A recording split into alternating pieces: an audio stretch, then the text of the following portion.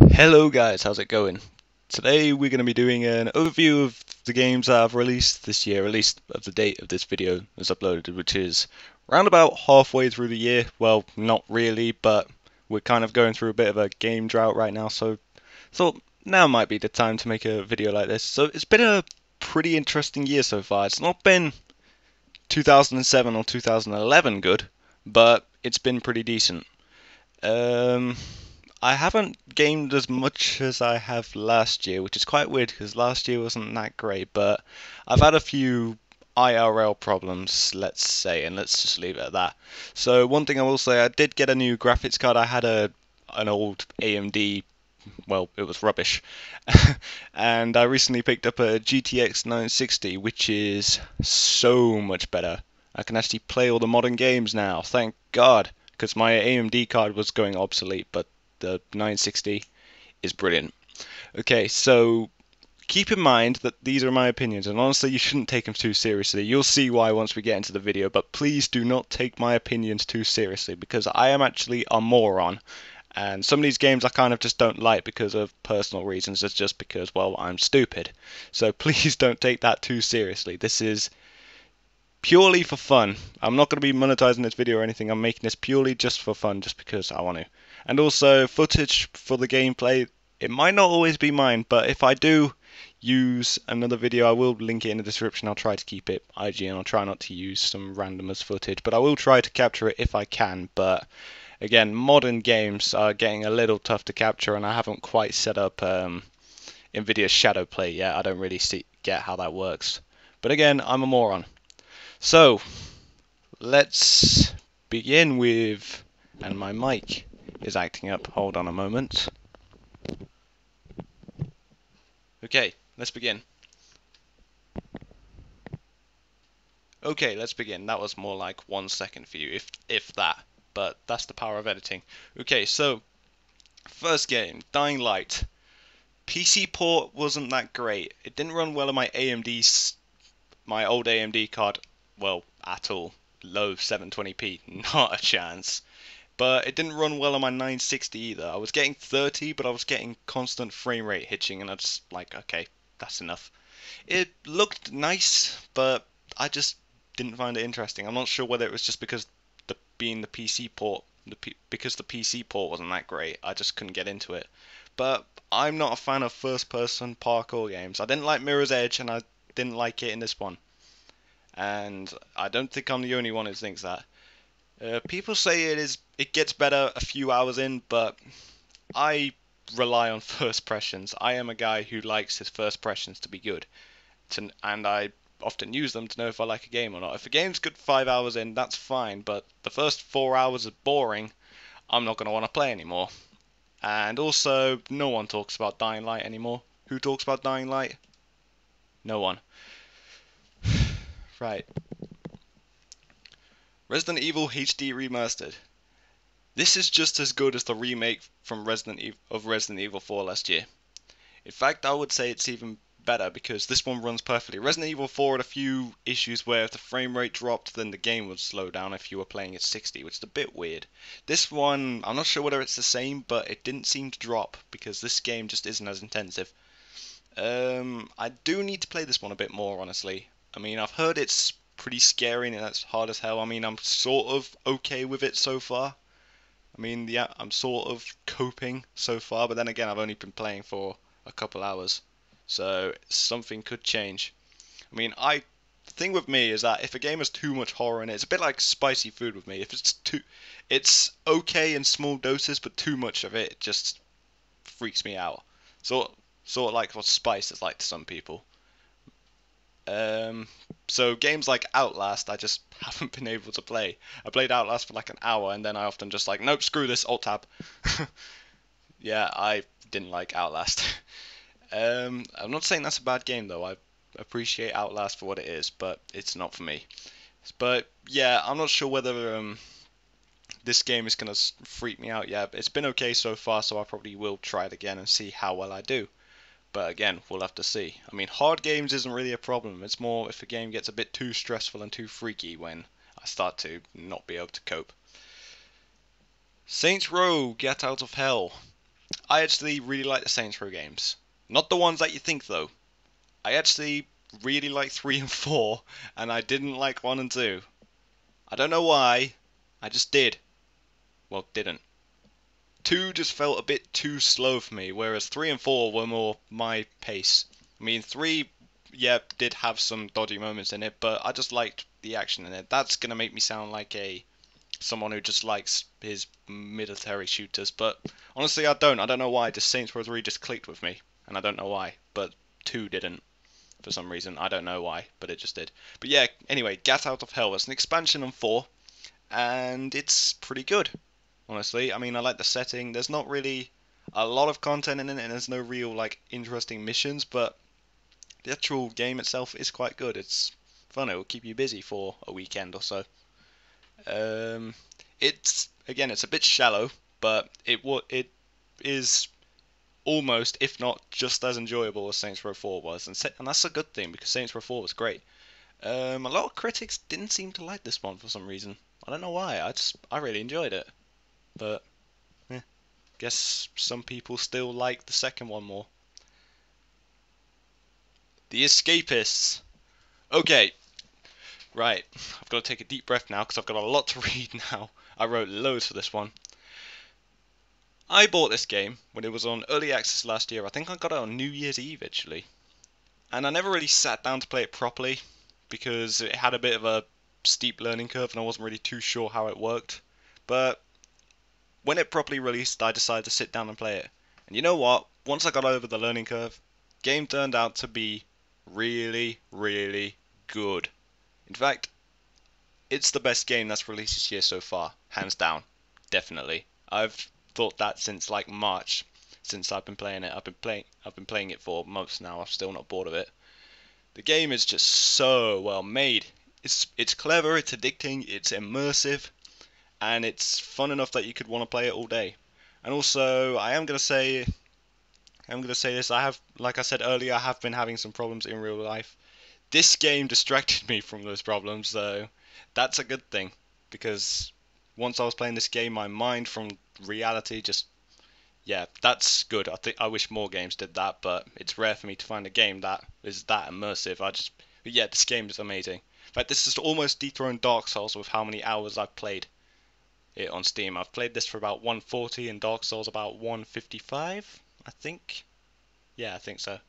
But yeah, I could talk for ages about this game. I haven't even talked about the mechanics yet. Basically, it's a prison simulator where you have to try and escape. That's it, and you have to befriend people, do jobs, get money, build things, and just try and figure out how to escape.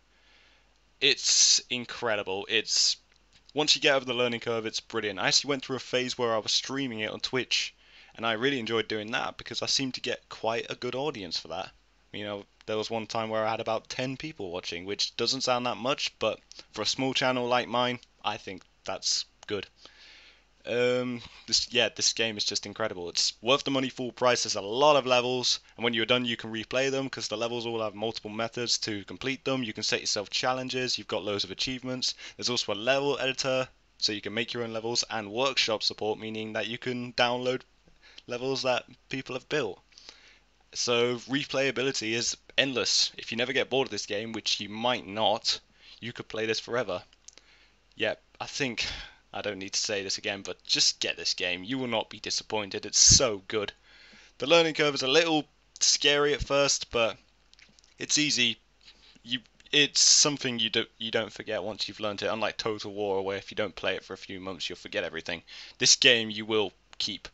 It's so interesting. The mechanics, it's so well done. Also, the game can get really tense at times because when you're first starting out, you're constantly paranoid you're going to get caught. So when you're trying to escape, when you're doing something you shouldn't be doing, you're just like crap, crap, crap, crap, crap, crap, and it's really scary. And when you get caught, it makes a loud noise. It's kind of like what Papers, Please does when you screw up on that. It sort of makes a loud noise, and it does. It's not like a jump scare, but it's sort of like crap, and it's so amazing.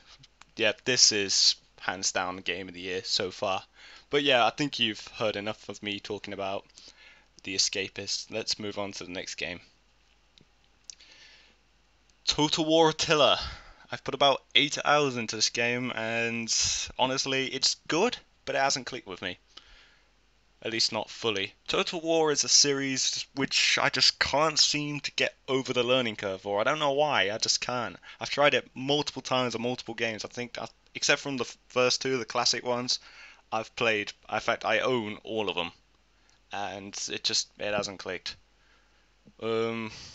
All I will say is that for a Total War game, this is pretty solid, and it's quite interesting. It doesn't beat Shogun 2, and I might be terrible at these games, but I still know that Shogun 2 is my favourite out of all the ones I played. Which is, like I said, all of them from Rome onwards. Rome 1, that is.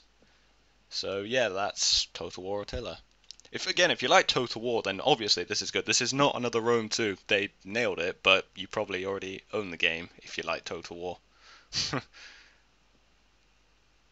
Evolve. I never actually bought this one. I played it on Steam on a free weekend, and it's shallow. It's not my thing at all. In fact, I don't think a lot of people like this. I mean, I'm not a fan of multiplayer shooters, but there's just something so just basic about this. The game's just so shallow. There's nothing to it. And also, it's gone dark. No one plays this anymore. It seems to have been forgotten about. Which, yeah, I don't think that's what they intended. And also, they were a bit weird with the season pass, from what I remember, from what I saw the critics buzzing about. And also, I had a friend. I mean, no, I'm not going to name his name, and no offense to him, but he is a mainstream gamer, and he loves Unity despite Assassin's Creed Unity, that is, despite the crappy frames on consoles, and he also has an Xbox One, despite the fact I've told him loads that the PS4 is better, but he's still got an Xbox One, just to annoy me. No, they didn't really, and he loves COD, so he's a mainstream gamer. Even he didn't like this game. He liked Dying Light, but he didn't like this game. That doesn't mean anything. I don't know. So, Evolve, nah, it's passable. Get it if you want to, but it's kind of gone dark. Not a lot of people are playing it now. And there's, again, a game like that with bots, no. Homeworld Remastered. Okay, this is why I said the thing about my opinion at the start of the video. Because what I'm about to say now is where the pitchforks are going to start being raised. I couldn't get into this game. It's not that I couldn't get over the learning curve. In fact, I actually did get over the learning curve. I understood it. It's because I don't know why.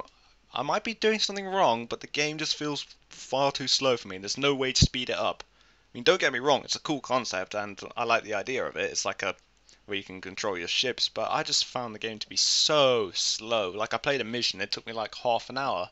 It was just ships flying around, just shooting each other, and it just went on and on and on and on, and it was just so slow. And I mean, it's a competent game for what it is, but I just don't like what it is. I can see why people like it, I guess, but I just found it far too slow and far too it just went on and on and on, and it just annoyed me. But again, that's my opinion. I might be doing something wrong, and if I'm not, and it's just me complaining the game's too slow, and that's just me being stupid, I admit it. I'm stupid. Please don't take my stupid opinions too seriously. Like I said. Again, if you like what you see from the video, then check it out. It's certainly worth trying, but I just couldn't get into it.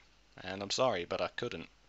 And I haven't installed it yet, though. It's still on my computer, so I might try it again. I might have been doing something wrong, but I say that with a lot of games. I've got a huge backlog on Steam right now, and it's only growing because I keep buying games. Five Nights at Freddy's 3. This is probably the weakest out of the FNAF games. I mean, I know people hate on them, but I actually like them for what they are. I think they're good they're good games. I don't think there's anything wrong with them, per se. They're not really horror games, sort of like Outlast horror. They're more just stressful and horror-based strategy and just management games with, again, elements of horror in there. I actually put 1 and 2 on a joint spot on my top games 2014 list, and I stand by that because they're great. What I liked about those games is that they tell you, like, in graphic detail what happens if you die, like you said. So when the robots get you, they'll see you as a skeleton, so they'll forcefully stuff you into a suit, and you'll get your face crushed, and your eye, the only thing that will see light again is your face, and it gives you graphic details on what happens if you die. So it was stressful, it was immersive, and I stand by that. I stand by what I said. They're great games. This one they didn't really do that. This one they kind of just, I don't know. I mean, it's alright. It's still worth playing if you like the FNAF games, but this is not one to start with. This is, again, this is the weakest one. It's not going to make my top 10. It's not going to make my top games of the list this year, though. This one won't. I'm not. We'll get on to 4 in a bit, but this one, no. Well, the thing about this one is that the jump scares don't really shock you. I mean, in the first game, it was like a really high-pitched noise and the camera shook, and again, like I said before, they give you graphic detail on what happened if you died, so you were stressed by default. And again, they do slowly get more tolerant as you play the game more, but they were still quite scary first few times around. This one, most of the jump scares were more for distraction. Yeah, the jump scares in the previous games always meant you're dead, you're done, game over, try again. But this one, they were always for distraction, and yeah. So if you're not really, if you don't really find the appearance of these robots, I'm just going to call them, because it's easier than saying animatronics over and over again, I'm just going to call them robots. If you don't find the jump scares that scary, then you won't find this one scary at all. And if you don't think that the robots look freaky, then you won't find this scary either. And you just grow tolerant of the jump scares on this one more quickly, and it stops becoming scary very quickly. It's still stressful and it's still good.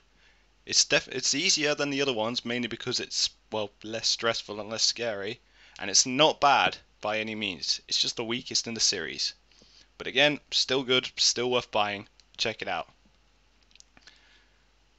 Resident Evil Revelations 2. I don't even know why I'm talking about this one. I have not played this one a lot at all. I've put about 5 minutes of playing it. I've checked it, played it, checked it ran well on my card, and then just never played it again.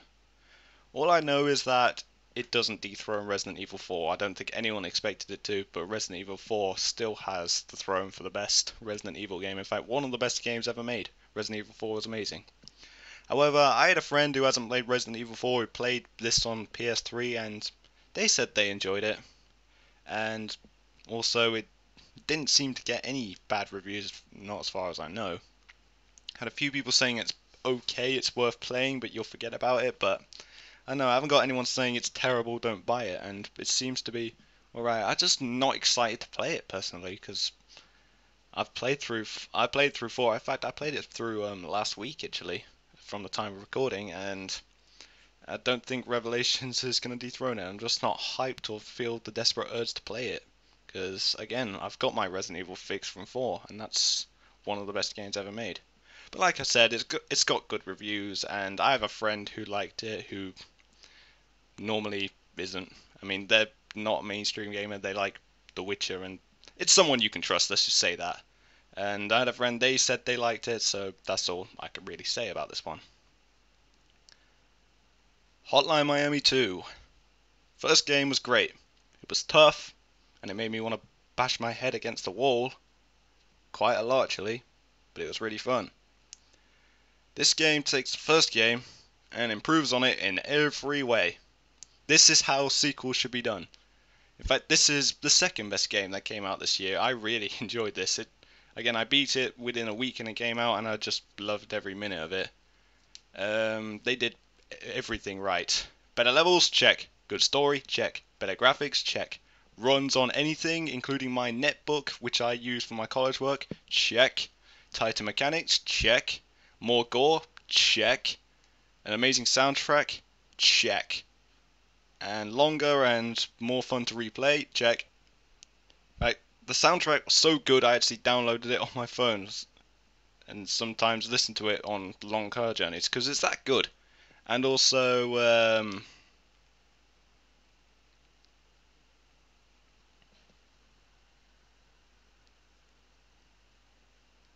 the levels were longer and it's a lot harder. Hard mode on this game is brutal, like really bad. I'm talking Demon Souls hard. Will you ever finish it? Probably not. It does get a bit ridiculous. I remember watching a speed run of Hotline Miami 2, and I saw a comment. Someone said try it on hard mode, and even the speedrunner was like, "No way, it's hard mode is ridiculous. Not a chance.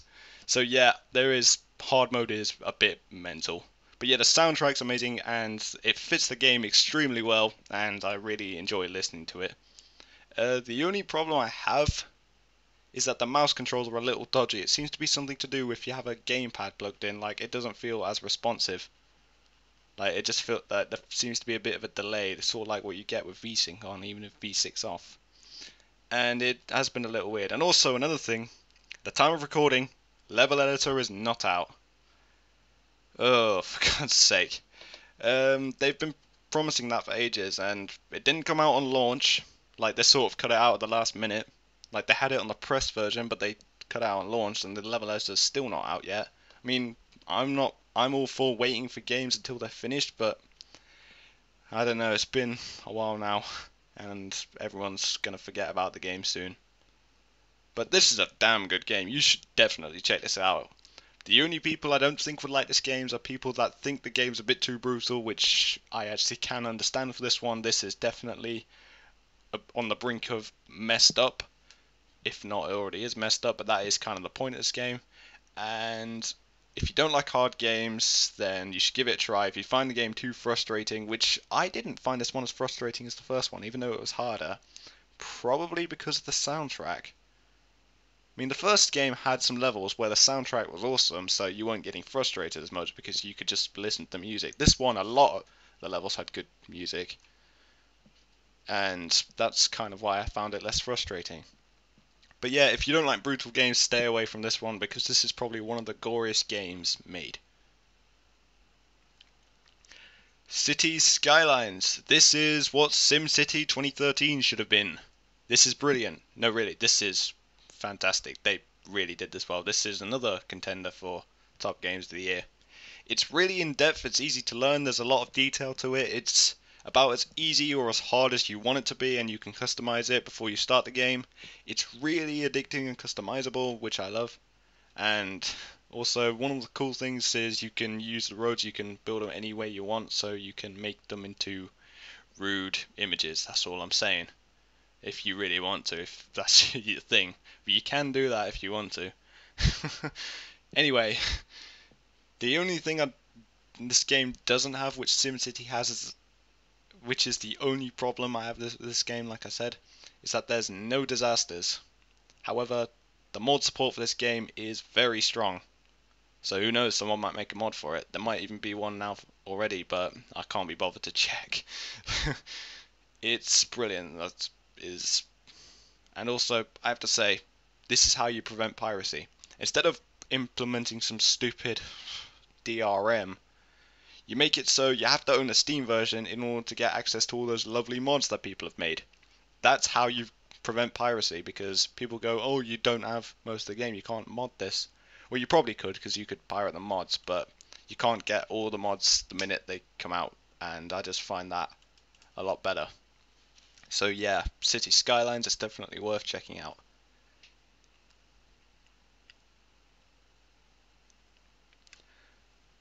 Mortal Kombat X. Okay, right. First of all, PC port, poop. Didn't work at all on my old AMD card, which is kind of at the point where I said, right, I've got to upgrade this now. I mean, it didn't run even on 720p low, so the minute I tried it out, I just, like, okay, this doesn't work. Uninstall. I'm gonna admit, I did kind of pirate it at first, but yeah, I wasn't expecting, it's only to check if it worked, and it didn't, so I didn't buy it. But yeah, I did eventually get it. I mean, it was better on my 960, my new GTX 960, but still not ideal. It still didn't run perfectly. I still kept getting frame drops from 60, which was kind of annoying. I mean, it's overall, it's a okay fighter. Nowhere near as good as the 2011 release, though. That one was brilliant, but no. And also, I'm not gonna lie, I'm a Tekken player. I have a bias towards Tekken. Tekken's my fighting game of choice, so Mortal Kombat ain't really my thing. But that doesn't stop me from saying that Mortal Kombat 2011's good, because that one is great. That's probably the best Mortal Kombat game. Also, what I hated about this game, which is one of the reasons the game kind of killed it for me, is that the X-rays and fatalities run at a lower frame rate than the actual gameplay runs. I mean, gameplay-wise, it doesn't affect anything. and it doesn't affect how you play. But it just, one minute you got smooth fighting, and the next minute the game just slows down, and it's really annoying. I mean, it just kills the immersion, really. But it just annoyed me. Like, there's no way you can't notice it. Everyone can notice if the frame rate is suddenly changing from 60 to 30 and constantly doing that as you're playing the game. It's impossible not to tell it's doing that. But again, there's no, I mean, even if you're a console gamer used to 30, there's no way you can tell.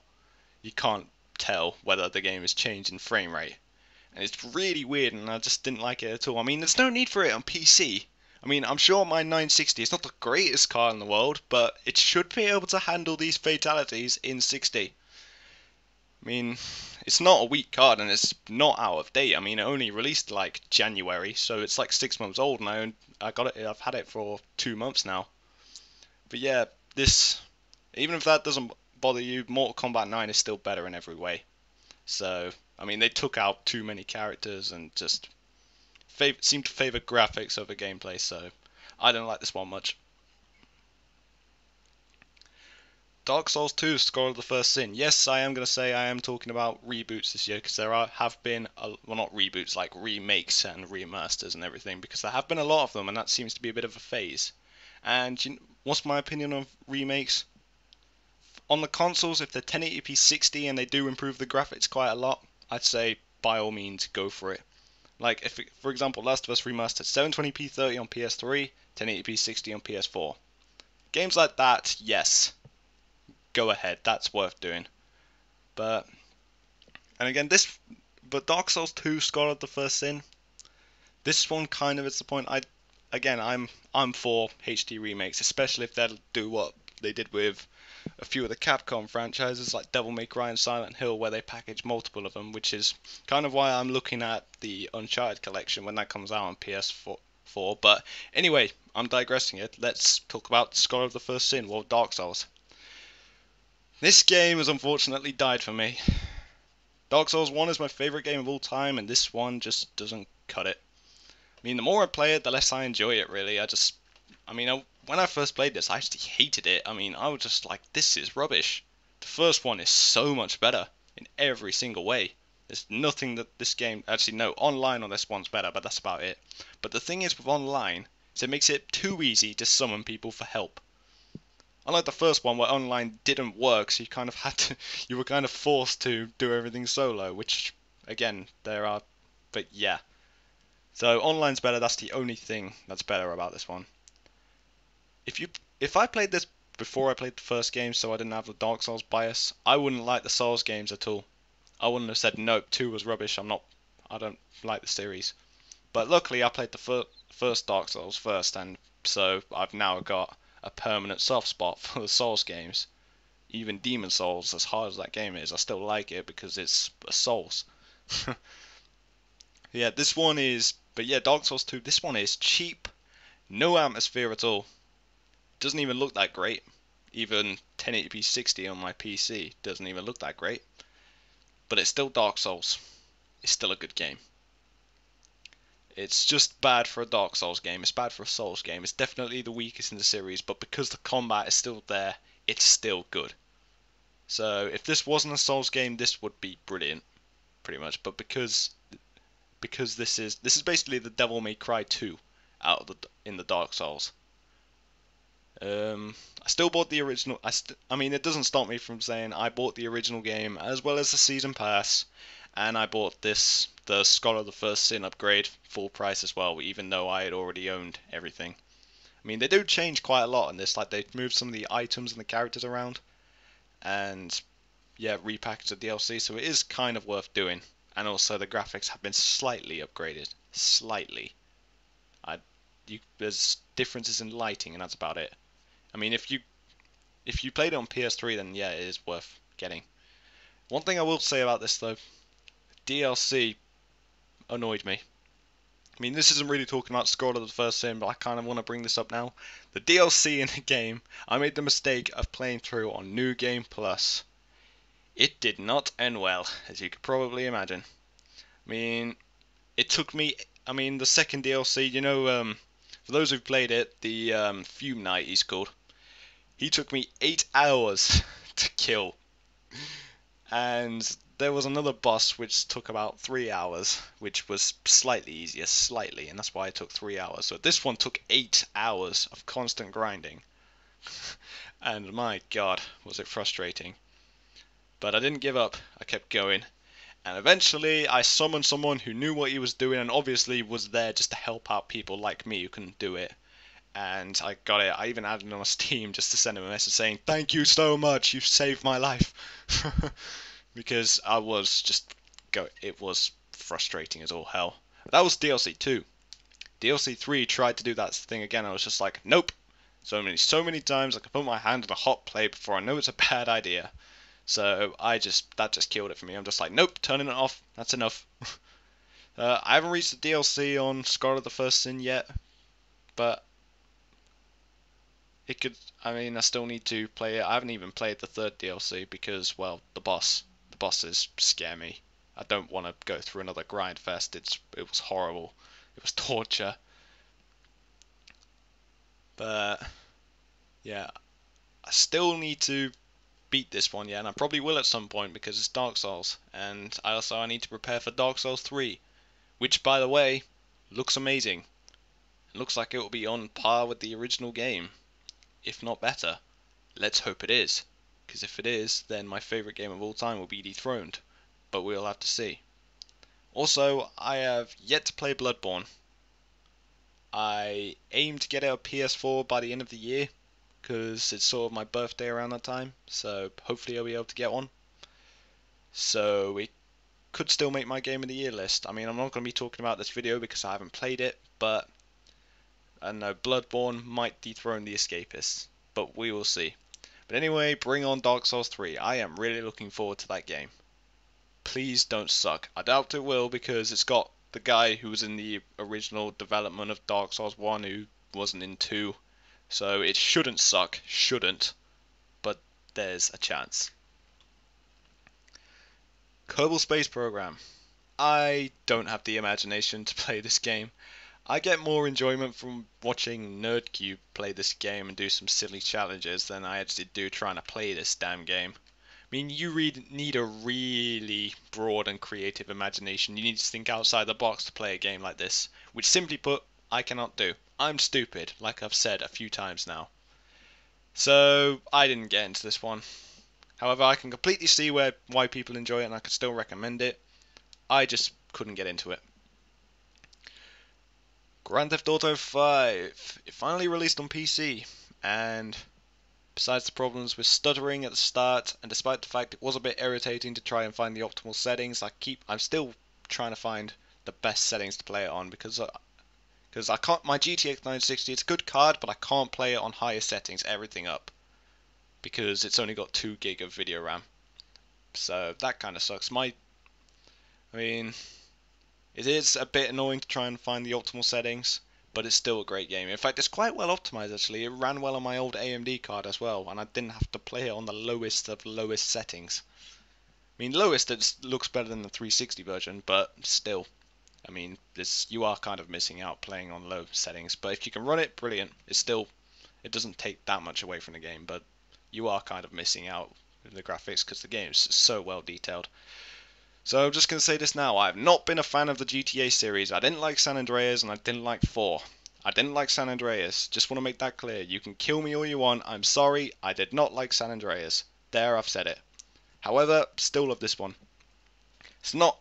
This one is not overrated at all. The series is, especially San Andreas, but this one, no. This one actually does deserve the praise it gets. Not just because the gameplay is solid and because it's fun, but because there's so much detail and so much content, so much to do. You could play this for hours, and it's always fun to play. There's just so much in it, and it's brilliant. I mean, it's a big download. It's like 60 gigabytes on PC, but when you play it, you'll see why it's that much. It's that detailed. It's that great. It's even fun to just get in a car and just drive around looking at the lovely view. I mean, it's so fun. I don't know why. I just like doing that in games, and this is probably the perfect game for doing that. And mod support, the game's even better on PC than it is on the PS4 version. And it's, again, 60 frames and better graphics aside, mod support makes this the definitive version. If you haven't already and you And make sure you can run this game before you get it, but if you can run it, get it. Unless you played the PS4 version, then I would probably wait for it to go on sale, but if you've only played the 360 version and you've got a computer that can run this, get this game, because it's worth picking up full price, and I did. I even pre-ordered it, and I'm glad I did, because it was amazing. War for the Overworld. I played this for like an hour. I bought this when it was on sale in June, and I just didn't like it. That's all I can really say, really. I mean, why didn't I like it? The atmosphere from the original Dungeon Keeper is gone. It's not there. Sort of why I didn't like Dark Souls 2. Atmosphere is very important in the game, in my opinion, and this game just doesn't have one, and that's why I didn't like it. I mean, it's still buggy, and it's buggy as all hell from the last time I played it, which was like May, and it's and that's weird because it's left early access. I honestly got the game refunded. Yes, it let me refund a game I bought in April, May time, which is, I'm not complaining. They've sort of stopped that now. That was kind of a fault in the system, so I know I did kind of cheat there, but I'm not complaining, and you can't do it anymore, so don't get excited.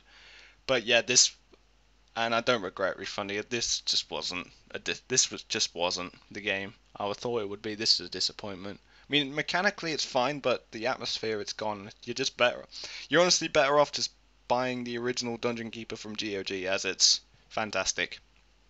And that's coming from someone who didn't even play the title at the time. But I did play some of Bullfrog. Yeah, Bullfrog made Dungeon Keeper. Bullfrog also made a few theme park games. I did play Theme Park and like Theme Hospital and a couple others when I was younger. And they're a great developer. That might be why I like this game, because it's sort of the same idea, but the graphics are definitely dated. It's a DOS game, so that might give you an idea on how old it is, and it doesn't run particularly well even for a DOS game either. But Bullfrog is a great developer. Honestly, their games mechanics have aged really well, and they're quite easy to get into and learn as well. I don't know why that's just me, but I feel like the games are taught well, and that's what I like about them. Wolfenstein The Old Blood. It's more Wolfenstein. It's still great. However, final quarter of the game goes downhill. Without spoiling anything, zombies somehow get added to the mix. I mean, that sounds okay, but they're not. I didn't find them fun to fight. They were just more annoying. This isn't a zombie game. This isn't meant to be a zombie game. So I just found it annoying. And the final boss just ended badly. I did not like the final boss at all. And the ending wasn't that great either. I mean, it leads on to Wolfenstein The New Order, but it's sort of just like, oh, nothing happened. Let's just forget. Let's just forget all about this. Nothing happened. It's just a day in the life. I'm just like, wow, lame. And it was. I didn't like it. So a lot of my enjoyment for this game sort of went downhill in that last quarter, and I don't remember enjoying it that much, but I know it's still Wolfenstein, so I did like it at first. I just don't remember liking it that much. New Order is a lot better, so you have to choose get New Order. But this one, if you like the New Order, then get this. Actually, no, play this one first, then you won't be as spoiled by the New Order. So get this one first if you haven't played it. If you have played the New Order, this is good, but not as good, so just keep that in mind. This is definitely not going on the top games list of this year. It's still Wolfenstein, so it's still good, don't get me wrong. It's just overshadowed by the New Order tremendously.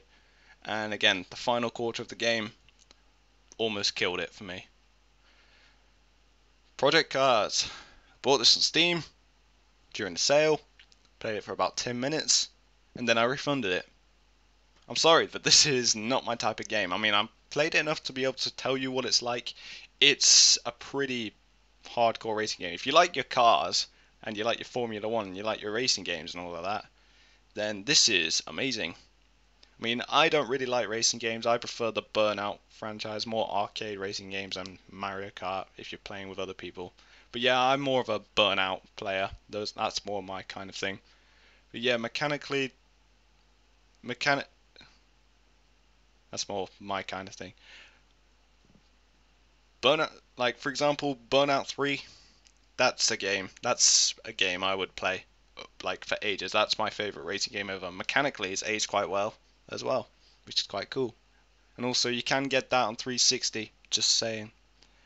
Yeah, I'm not a car enthusiast, so I couldn't get into Project Cars. It's not for me. If you like your cars, you like your racing games and Formula Ones and all of that stuff, then yeah, check this one out. You'll like it. Give it a go. Didn't get bad reviews either. Witcher 3. I'm scared to talk about this one. I'm gonna get killed for talking about this one, for what I'm about to say, because it's very controversial. I want to make this clear. This is my opinion. I am stupid. Do not take this seriously. And I'm sorry that I have to say this, but I have to say it. I couldn't get into this. I'm probably the only person who couldn't get into it. I gave it multiple chances and I just couldn't do it. I just felt like I don't know why, I just didn't like the mechanics. I felt there was just too much going on. And I don't know, it just sort of just, I don't know why I didn't like it. It just felt too much and I just couldn't be bothered to try and learn how to play it. Which isn't that great. I mean, I've only played it for like 3 hours, but I just didn't feel the vibe that everyone else does. I mean, I'm missing something. It might be just because I'm stupid, but I reckon, again, I'm only 17. But mentally I would say I'm a bit younger than that, so that might be related why I think this is a game where you kind of need to have a certain mental level to be able to enjoy it efficiently, and I think I just lack that mental level, so I can get into this game. I mean, that would make sense. I would feel a lot better because then I know in a few years I'll be able to play this and we'll be able to see it. I mean, it's not that I'm bad at games, and it's not that I can't play games with complex mechanics, because I got into the Souls games, and those were hard as hell to try and get into. And it's not like I don't like RPGs, because I love the Bethesda ones. But, mind you, I'm not a fan of the EA ones, the Dragon Age and Mass Effect. I'm sorry. Complex RPGs like that, and like this, not my thing. I couldn't get into The Witcher 1 or 2 either. In fact, Witcher 1, not even the fact it's an RPG put me off. I didn't like the combat in that one. That was just stupid. That's what put me off the first game. But anyway, back onto the third. I want to make this clear. I understand completely why people love this game, and you probably will love this game, even though I just don't. This is just me being stupid. Don't take my opinion too seriously. I'm sorry I don't like the game, but I don't. I probably will try it again in a couple years' time, when I'm older and a bit more mature, wiser, and just more patient. But for now, I can't play this. Hatred. Ooh, this one was a disappointment. It could have been so much more than what it was. This was a wasted opportunity. Had so much controversy around it and so much hype surrounded by the fact this game was supposed to break gaming. This was supposed to be the game that would raise everybody's eyebrows and just have so much attention around it. And the game is just, first of all, it's mechanically flawed, and the game is just too harsh and unfair. The checkpoint system is unforgiving. Normally I wouldn't mind hard games, but the fact that the game is quite boring on its own because the shooting isn't that fun. The checkpoint system just feels unfair and frustrating, almost to a point where you could hate this game, ironically. One thing I do want to say about this game, though, is that I mean, it was a missed opportunity. This could have been so much more violent. It's not even that violent on its own. I mean, again, games like Dead Space and Mortal Kombat are way more violent. This pretty much got the age rating from the concept alone. But the game itself isn't that brutal. I mean, I'd go as far as to say Postal 1, the original Postal, was more violent than this is. I mean, but what annoys me about that is that this got an adult rating. They could have used that and made this even worse than it already was. I mean, they could have made this the most messed up game you will ever play, and they could have. They had the adult rating. The game is going to be banned on the consoles. They will only be released on Steam. They could have made this so much worse, but they missed the opportunity, sadly. I mean, they earned the press attention. I mean, the press knows this game's an adult rating. Everyone said it's messed up. They could have taken that and gone so much further with it, and and then people would have remembered the game and maybe even liked the game for being so memorable and shocking and horrible. I mean, people might not have liked it, but they would have said, well, that's kind of the point. It's supposed to be a shocking game. I mean, the devs said it's supposed to be a horror game.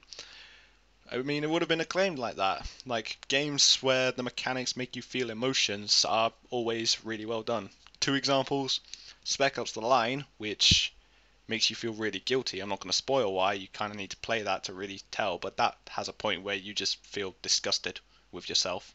And Brothers Tale of Two Sons. I'm not going to spoil that either, but there's a point in the game where it will just strike you.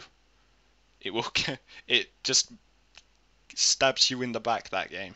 Like, not difficulty wise, just the story just has a massive twist and it will shock you. And it's all to do with the mechanics. I'm not going to spoil why, but you need to play that game. Both those games are great.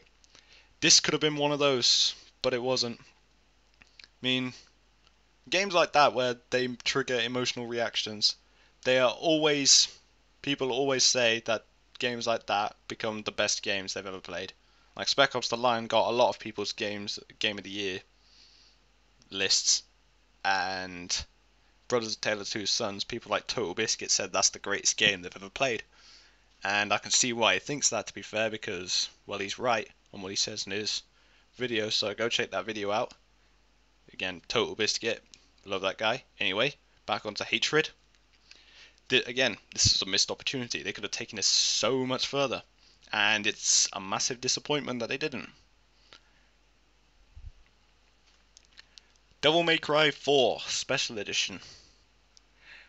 I appreciate the fact that this game came out. Why? Well, basically, story time. Basically, I had bought myself Devil May Cry 4 sort of November last year, but I never really sat down and played it properly. I played it for like an hour when I first got it, and that was kind of the end of that. But I really wanted to try the other Devil May Cry games, and this sort of happened last year as well when Dark Souls 2 came out. I said, you know, I've never tried Dark Souls, maybe it's time I did. And this is kind of what happened here, Devil May Cry 4 Special Edition. You know, I've never played the classic games, so I'm going to give it a go. And also, IRL problems, I had like a few IRL problems, so as I said, you know what, I'm just going to treat myself and get myself a game. It costed like £15, which is more than I buy for games because of Steam sales nowadays. But I bought myself a copy of the HD Collection of Devil May Cry that has 1, 2, and 3. I got it for my PS3. And I'm glad I did, because those games, except 2, are fantastic. The classic ones are pretty tough, but they're still great. I also played the reboot, which I enjoyed as well. However, I did play through that one first, before I finished the other ones.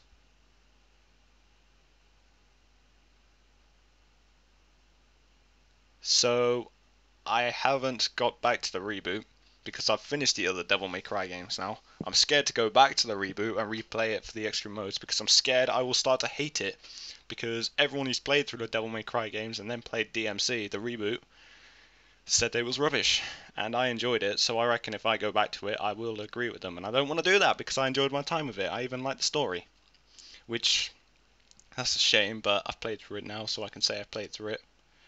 Devil May Cry is a great series that everyone should at least try once. Just try it. I mean, again, probably the one to try is the HD Collection. If you don't like it, then fair enough, but at least you tried it.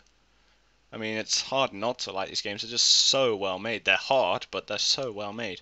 Anyway, back onto Devil May Cry 4 Special Edition. At first, I didn't like this. I didn't like the idea. I thought this just felt like a cash grab. But because they hadn't upgraded the graphics that much, and they only seemed to add like a couple extra modes. But I did sort of do a bit of research, and even though the graphics haven't really been upgraded that much, they did add a few more modes, especially if you've only played the console version of Devil May Cry 4. Because there's a mode that was only available on the PC version called Legendary Dark Knight, which adds like loads and loads and loads of characters to fight on screen at once, which they couldn't do on the consoles, well, for power reasons. So if you've only played the 360 version, then this is worth getting. They did add quite a lot more than I thought they did, actually. So I picked it up and tried it after I did a bit of research. And, yep, thinking I could just refund it if I didn't like it, and it turned out to be worth the money. Because they added a lot more modes. Actually, no, they didn't add modes. They added 2 more characters, and all the modes were playable from those characters. In fact, they do change the game up quite a lot. It's sort of like difference between the characters is the same difference between characters in in fighting games. So it was kind of like that. Combat feels tighter and more responsive in this one. The PC port is a lot better as well, and also it's good to have it on the PS4 as well, 1080p 60. And the graphics, while not that much different, still look nice to the original. I know a lot of people don't like motion blur, but I thought the motion blur looked quite nice in the special edition. Also, another reason why I support this game now, when at first I didn't, Capcom hinted that if the game sells well, they might start making a 5th game, which hopefully will be the definitive DMC games. Because let's face it, Devil May Cry 4 was good, and the combat was pretty good, but the levels were a bit bland. And also the combat at first, until we've upgraded your character, is a bit basic and feels like a button masher and is a bit dull at first. And the levels were just boring, unlike DMC 3 where the levels got a bit mental and there was more of an atmosphere in that one. This one, the combat was better, for reasons which I'm not going to go into. I'm just going to let you play it and you'll see why I think the combat's better. It's kind of hard to explain really, but the combat was better because it was just more free, I'm just going to say. But the Devil May Cry 3 had better levels despite the constant backtracking. But that's only a problem that happens once, not knowing what to do. So thank God for that. But if Devil May Cry 3 was remade in the Devil May Cry 4 engine, it would be the definitive edition. So let's hope they do that with Devil May Cry 5, and let's hope it's not another DMC. But yeah, if you played the... One thing I will say about the HD collection, about this series, even, play the HD collection first. Actually, no, I take that back. They're all worth playing. Play the reboot first, and then you'll kind of get a feel of the characters, and also Dante, the main character in the series, is a bit different in that one. So play that one first. Then get the HD Collection 4. Play through the second one first, because the second one is not that great. Pretty easy. That's the one, just play it just so you get out of the way and over and done with to get the trophies and all of that. Then play 4. Again, this isn't in the games weren't in chronological order anyway, so you don't really need to do that. Then play through 4, because that one's sort of one of the better ones, but it's probably the easiest one. Then 1, which is basic, but it's probably the second hardest and the second best, and then play 3, which is by far the hardest. 3 can get a bit brutal at times. Especially the boss fights. The boss fights are great in all of them. Anyway, but yes, you should give this series a try. I love Devil May Cry. That's a series I've only very recently started really getting into. I mean, it's probably one of my favourite series I've played, actually. Also, I will say, yep, I've said this. I think a lot of people will agree with me when I say the second game is pants. Batman Arkham Knight. Oh dear. PC port, everyone knows this by now, the PC port for this game was a disaster. And it sucks because I love this series. This is a great series. There's nothing wrong with this series at all. Well, there are minor flaws, but there's nothing major wrong with this series. I even enjoyed Origins, the PC version of Origins. I liked that. Obviously, it wasn't as good as Arkham City or Asylum, but Origins I liked. What sucks is the PC port of this version, though, had so much problems, it took the fun out. I'm not sure whether that took the fun out or whether I've just OD'd on the Arkham games or whether there is something missing in this game, but I don't know why. I just feel like the PC port took a lot of the fun out of the game for me. 30 frame rate cap, horrible stuttering, bad optimization, and it just doesn't look as good as the PS4 version, which is weird because it doesn't run as well as the PS4 version and it looks worse.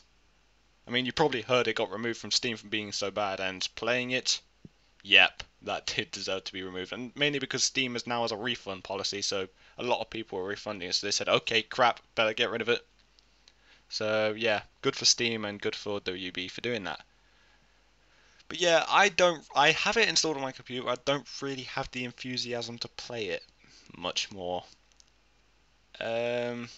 Yeah, the Batmobile sections, I will agree with everyone when they say it's really dull. I mean, you can play the Batmobile in it, I just found them dull. Did not like the Batmobile at all. They were fun at first, but it got stale really quickly. I did not like those sections at all. Even the combat itself has been made a bit more arcadey and a bit, I don't know, they've just seemed to, I don't know. And I didn't like the upgrade interface either. They just seem to have taken a lot out. I don't know why, but it feels better, but it feels worse in some ways. And also it's weird because Batman sort of flies all over the room. Like punches one guy's in one corner and the guy that's in the other, and he sort of flies back and forth like he's the Flash or Superman, and it just looks really weird. And hopefully this will be patched. I probably what I'm gonna do is not gonna play it again until this is patched on PC. But until then, this was a disappointment, especially on PC. What I suggest you do is you watch Angry Joe's video. I can't be bothered to link it in the description because I've got a load of other links in there. But yep, just watch Angry Joe's review on it. He pretty much nails the game, really. He's right all around. And finally, Five Nights at Freddy's 4. God, this has been a long video. I've been speaking for almost an hour. Yeah, and I haven't edited that much out. No, really, I haven't edited much out at all. Ooh, what a contrast this year has had with the Five Nights at Freddy's games. The third game was the weakest in the series. This one I found to be the scariest in the series. Why? Because this one is less about luck and more about listening carefully. It's quite clever what they did actually. You need to concentrate really carefully and listen for a sound because it's now a vital mechanic in the game, so which kind of sucks if you're hearing impaired, but sound is vital in this game. The thing is, because you've got out the volume now to be able to hear a particular sound, which I'm not going to spoil, it also means the jump scares are louder because you've got to have the volume up to be able to hear this particular sound. And obviously I'm just going to describe the sound. You've got to listen for breathing, quote unquote, which sounds a bit more like someone's going on a mic. That's what the breathing sounds like in this game. You've got to listen for that, and if you get it, and the jump scares sort of like, yeah, you know what the jump scares are like. But yeah, they're a lot more shocking in this one as well. I kind of know why. I've got 4 reasons. 1, you need to concentrate a lot more, and the concentration's broken harder as a result. 2, inevitably it needs to be loud because of the sound mechanics. C, yep, I'm now changing the letters for the hell of it. The camera shakes a lot more and there's a lot more movement in them. And D, the animatronics just look a lot more scary. Again, there's a story reason why they look a bit more freaky, but they look a lot more freaky. This one's definitely the scariest out of all of them. However, is it the most fun one? No, I don't think it is. I think the first one's the best one because of how it was unique when it came out, and also the setting and the characters and everything appealed to me, and also the story wasn't as complicated back then. Yeah, the lore of this game is really interesting, and that's kind of why it got my attention, because of how interesting the lore is. But yeah, I found the first one a lot more interesting and enjoyable overall. If I were to rank the games, by the way, because I'm sure someone would ask me, because I played all of them, they're all good games. Actually, the third one's good, the rest of them are great. But my order from best to worst, 1, 4, 2, and 3. And just saying, I actually really liked 2. I think 2 was a lot of fun. But, yeah, 3, I'd say they're all 8 out of 10s, but 3 is probably a 7, or maybe a 6.5 out of 10, I would say. But yeah, my opinion on the FNAF games, they're great, in my opinion. I know they've kind of become mainstream and everyone talks about them and a lot of people are bored of them and a lot of people think that they're cheap games. I personally respect them. Also, a lot of people say, yep, it's released 4 games in 1 year, how lazy is that, how cheap is that? This is what you got to think. Every game is different, tell an overall, all of them together tell an overall story. Every game's different, each game has their own unique twist on the story and the mechanics and everything, which is actually rather interesting and spooky when you put it all together. And they aren't expensive games either, they're like £5 each, so you're paying about £20 for 1 year's worth of innovative and clever work and a really interesting and creepy story. Yeah, if you think of it like that, then the games are worth it. I mean, each of them take about 4 hours to complete, depending on how much you want to play it, and the last 2 games have, actually no, they all have this neat little bonuses as well once you've beaten all 5 nights, which I like a lot. So I respect these games, I think they are worth the money, and I disagree with people who don't like them. Well, that's about it. Bloody hell, that took an hour. The video's probably not an hour at this point, but after editing and everything. Bloody hell, why do I keep doing this? I keep making videos where I talk for an hour about games, multiple games. I don't know why, I just find this fun to do. But yeah, this year's been a pretty solid year, and it's going to get better for sure. But we're not done yet. I'm going to conclude this video with going over a few games that are releasing this year and what I think of them. So I'm going to start with mentioning Prison Architect. This is actually in early access right now, and I have it on early access on Steam. And it's mechanically similar to the Bullfrog strategy games, which are great games. Like I said earlier when I was talking about Dungeon Keeper.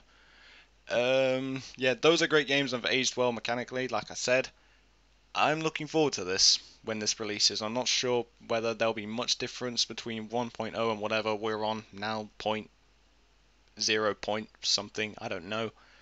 But one thing I will say about this one is when the game starts getting harder, I tend to get a bit stressed out and stop playing. And also I keep making stupid mistakes. That's what I don't like about strategy games. You could play for 8 hours, make a stupid mistake, and then have to redo the whole game again. I mean, that's probably why you keep saving, but still, it's a nuisance nonetheless. Yeah, that's just me being stupid though. Like I said, that's a personal complaint. I don't really discourage you from playing the game because of that reason. And also, yeah, the game slowly gets more difficult, more stressful, and that's kind of putting me off it, stopping me from loving it, but it's still a great game, and I still recommend it. Overlord Fellowship of Evil. I have no idea why I'm talking about this one. I'm not a fan of the Overlord games. In fact, I'm not a fan of Codemasters at all. And just saying, I actually live close to a Codemasters building. I'm not sure whether it's the HQ or not, but there's a Codemasters building near where I live, and I still don't like them. I don't think they've made one game which I've said is quite good. So yeah, if that should give you an idea of what kind of gamer I am. I don't care if I wouldn't care if the worst developer in the world, if they lived down the road from me, I just wouldn't care. I'd just be like, oh, they're a crap developer, who cares? But I'm probably going to give this Overlord game a shot. It looks more like a MOBA, but I don't know, they might have improved the mechanics. Maybe that's how it should be made, but we'll have to see. Like I said, I'm not a fan of Codemasters. They don't make the best games ever. I don't think I've liked one game they've made, but again, we'll have to see. There's not really a lot coming out this summer except from that and another game which I'll talk about in a bit. But still. Right. Game of Thrones. Okay, I'm sorry. I've yet to try Game of Thrones. And the problem with this game is that you apparently won't get what's going on unless you've seen like 3 series of the TV show. And since I haven't, because I mostly watch my shows on Netflix, I haven't been able to watch it yet. So therefore I can't play this game. But I'm going to America in a couple of weeks, and I'm probably going to see if I can get Game of Thrones. I'll probably download it on iTunes or Google Play or something. Something so I could watch it, maybe, because it's an 8-hour flight to get from the UK to America. So again, we'll see. Maybe I'll love it, and then I can play this game and see what I think. Right, Zombie, also known as the remake of Zombie U, or the port, whatever you want to call it. And this got mixed reviews. Some said it was shallow, but others said it was actually really well made, genuinely quite scary, and actually quite fun. And it's a survival game, pretty much. And also, apparently it has similar mechanics to Dark Souls. Again, that caught my attention. Have a game similar to Dark Souls. Yeah. I like roguelites. I think that's something Dark Souls really got me into. I just like those games, unless there's mechanics which means you could play for like 2 hours and then lose all your progress. Sort of like FTL. That's why I didn't like FTL, because you could play for an hour and then realize you've been wasting your time. Yep, I need some sort of progress. I mean, games like Binding of Isaac, you see progress because you slowly learn what the items do, what the enemy's attacks are. But games like FTL, which is all luck, yeah, I couldn't get into that. But anyway, we're on about Zombie U. I keep getting sidetracked a lot in this video. That's probably why I've been talking for like an hour. But I don't know whether I will like this or not. I'm going to give it a shot when it comes out. Anyway. Mad Max. This is starting to look quite good actually. It looks like a tighter version of the driving sections from Rage, which I actually liked a lot, even though they were quite basic and, well, not tight. It looks pretty good. I can't say for sure whether I'll like it until it releases, but we'll have to see. It looks good though, and also Mad Max is a pretty cool universe.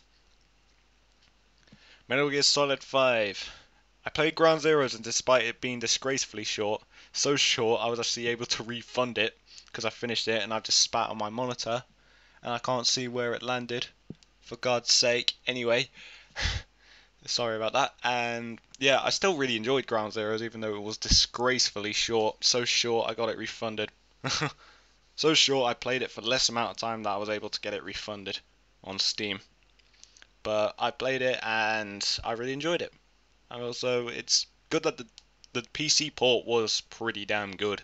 I mean, I get 1080p Ultra, I get a solid 60 with occasional drops to 50 on my 960, which is good. So I'm hyped for this game now because the PC port is going to be good. This won't flop, the mechanics are tight as long as they don't change too much. That this shouldn't flop. However, we'll have to see. I think we all know about the Konami controversy going on right now. Tales from the Borderlands, another Telltale game. I should also talk about why I have a bit of a problem with the Telltale games, but I'll mention that in a bit. I plan on buying this when I go to America, like I said, along with Game of Thrones, because I want to give this a try. I'm not the biggest fan of Borderlands, but I want to see what the story is all about. Now, the reason I have a problem with Telltale games is because last year I bought a copy of The Wolf Among Us, but I got it from Gamersgate. That's Gamersgate, not Gamergate, Gamersgate. It's a website where you can buy online codes for Steam games. The thing is, I bought it on Gamersgate, a copy of Wolf Among Us, but it wasn't a Steam code, it was a Telltale Games website code. And that means that they put this annoying DRM which broke the game and stopped me from playing it. And again, it wasn't the Steam version, so I couldn't go on the forums and complain about it, and it wouldn't work at all. And I was getting so frustrated, so pissed off with the game for doing that, and it killed all my enjoyment because it was the sort of DRM where if you lost your connection it would kick you out of the game. So I was so stressed out the whole time. I mean, I tried downloading it again the other day and the website just wouldn't let me, so I'm just like, you know what, I'm just gonna pirate this, and I did, because I paid for it. It's not like I'm stealing because I paid for it, just because the site is really stupid. But yeah, that killed all the enjoyment I had for that game. But that's why I've been a bit cautious with the Telltale games, but I'm just gonna try the Borderlands game again. Anno 2025, 2205, 2025, 2205, yep, that's it. Anno is a strategy series I actually managed to get over the learning curve for. Oh my god, can you believe that? A moron actually learned how to play Anno. Yeah, that's just a one-off, really. I mean, I can't say I'm addicted to this game though. I mean, it's fun, I enjoy it, but nothing really inspires me where I'll play it for like a couple hours one day and then a couple hours later I'll be like, I never really feel like I want to go, right, I'm going to go on Anno again, because that was fun what I was doing. They're good games though, so unless Ubisoft screws up this new one, this should be alright, and I probably will get it. Call of Duty Black Ops 3, why am I talking about a Call of Duty game? Black Ops 1 was my favourite Call of Duty in the entire series. That's the only one where I thought, wow, this is amazing, this series is great. Again, it went downhill from there, but Black Ops 1 was the only one I really enjoyed. Not just because of the multiplayer, in fact I didn't like multiplayer, but because zombies was fun. I actually used to have like a group of friends, we used to play that all the time, it was great. But also the campaign, you might be a bit surprised by this. I thought the story on the campaign was really good. It actually shocked me on how interesting it was. It was like, it has a plot twist at the end. It was just so well made. It's sort of like what people thought Bioshock, the story on Bioshock was. I thought Black Ops 1 was. It was so well done. I really enjoyed it. That's probably why I enjoyed it so much, because I hadn't actually played Bioshock at the time I played that, and it's sort of similar aspects really, but it's so well done, really. So if you want a good Call of Duty game for with a good campaign, then check out Black Ops 1. The PC port wasn't that bad either. Will Black Ops 3 be the same though? We'll have to see. I mean, Black Ops 2 was alright, not as good as the first one, but you could tell the story was being made by the same people, but they kept jumping all over the place. Not everything was explained, but it was alright, I suppose. I probably will get this because it's been a while since I bought a COD game. The last one I got was Black Ops 2, which was 3 years ago now, I think. Yeah, 3 years ago. So I might as well try this series again, see how much has changed, see what this new one's like. And also, since I moved to PC, I thought, might as well. And then I can say I've got a COD game. Fallout 4. Like I said earlier, Bethesda RPGs are the only ones I've been able to get into properly. The rest of them, not really. Fallout 3 was fantastic. The world was good, there was plenty to do, the story was interesting, the side quests were really good as well. And actually, one of the best things I really liked about Fallout 3, I have no idea why I'm talking about this. I hope this is in Fallout 4. It might not be because it wasn't in New Vegas, but it was in 3, and hopefully it'll be in 4. It wasn't in Skyrim either, so this is unlikely. But what I liked about 3 is if you played on harder difficulties, you get more XP from killing and from completing quests and stuff. I liked that because that encouraged you to play on harder difficulties.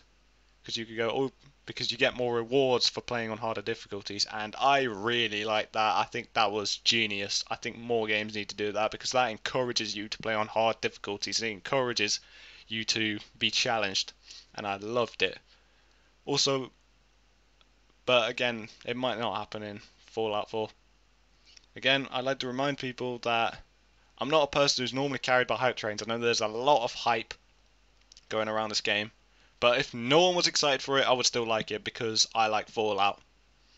I mean, I like Skyrim as well, but Fallout is more my kind of thing. Hitman. In an ideal world, this game will turn out to be blood money with the Hitman Absolution mechanics. Will it be? Yeah, who knows? Hopefully. Apparently it might be, but we'll have to see. But if it does, awesome. If it's got the level design of blood money and the mechanics of Absolution, that would be pretty awesome. Hell, I would prefer a remake of Blood Money with the Absolution engine. That would probably be better instead of risking. Again, this is a bit of a risk, but we'll have to see. Just Cause 3. It's Just Cause 3. What else can I say? Of course this is going to be great. There's no way this isn't going to be great. I mean, unless it's buggy or broken or they suddenly change a load of the mechanics on release, then this is not going to fail. Just Cause 2 is amazing, and judging by the video that Nerdcube made like a week ago or something, it looks great. I mean, they've added so much more. In fact, it's a bit like Just Cause 2, but more modernized, and they sort of added a few things which you could only do in Just Cause 2 if you modded it, which I really like. So if they keep everything that seems to be going on in that Nerdcube video, this is going to be amazing. Assassin's Creed Syndicate. I was going to mention this one last, but I don't want to end on a negative note. Assassin's Creed really needs to die now. It really does. I've only really liked 2 games in the series, those being 2 and 4. The original was alright, Brotherhood and Revelations were boring in my opinion, so was 3. 4 was a game I actually got close to getting 100% in. But there were still a few boring missions, like there's missions where you gotta follow people, they go on for like 10 minutes, and if you screw up you gotta do the whole thing again, and they're so boring and just, ugh. But yeah, the only reason I like 4 is because I like the setting. But I don't know why, I just like the Caribbean, I think it's a fun setting. Again, the boats were cool, but the boats didn't carry. I mean, I tried Assassin's Creed Rogue not long ago, and I couldn't get into that. And that's pretty much supposed to be an upgrade on 4, but I still couldn't get into it. Unity, yeah, that was rubbish. That was absolutely terrible. This game honestly just looks like another Unity. Will it be? Who knows? I doubt it will run as badly as Unity. I think they've learned their lesson from that. But honestly, just please kill Assassin's Creed now. I only really liked 4 because the setting was interesting, and I liked 2 because the story was good, but then they just dragged it on. The story was good because it was a revenge tale. Some guys killed your parents, and there's got some guy's been responsible for the death of your brothers and family. You need to get your revenge. I don't know why. That story just interested me. And also, Italy is quite a good setting as well. So, again, if you take the story out from Assassin's Creed 2 and you take out the setting that was in Assassin's Creed 4, this would be a series I hated. It really would. It's just because of why I keep in touch with the Assassin's Creed series, and also because the press always goes on about it. I mean, but there are better games that deserve yearly releases. But why do we have? Can we just kill Assassin's Creed now, please? Okay, we're almost done now. Almost done talking. My God, my throat hurts. Final game, XCOM 2. XCOM Enemy Unknown is another rare example of a strategy game I actually managed to get into, even though it was bloody hard. The learning curve was pretty good, though. I mean, pretty easy to get over, if that makes it. Yep, I think you know what I'm trying to say.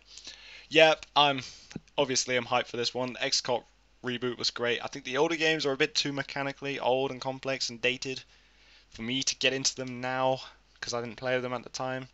And yep, I have tried them, but no, it didn't click with me.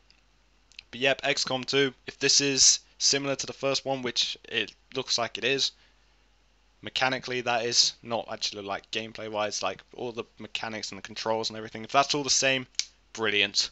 I'm looking forward to it. And there you go. Oh my God, that took a while to record. This is going to be a pain to try and edit as well, because I've had moments where I forgot what I was saying because I've been interrupted by my computer making a noise and I've lost my train of thought. So yeah, this is going to be annoying to try and edit. So yeah, thank you guys very much for watching. Hopefully everything was alright. Hopefully the audio and everything was all fine. My apologies if it wasn't. You wouldn't be watching this if the audio and everything had failed and I've just wasted an hour of my life talking about these damn games, but oh well, that's life at the end of the day. So yeah, thank you guys very much for watching. I will try not to make videos where I just talk for ages. But then again, I might do it. It might become a brand, because I like to treat this as a podcast, really, where it's something that you don't really need to. It's something you don't need to watch, but it's something you could just keep on the side and listen to while playing another game, because that's something I like doing. I like playing games while listening to podcasts, so that's kind of why I'm making these videos like this. And also just because I don't know how to shut up. Like, I wasn't actually expecting this to take an hour and 20 minutes, but it did. Okay, I'm gonna shut up now. Thank you very much for watching. I'll see you later.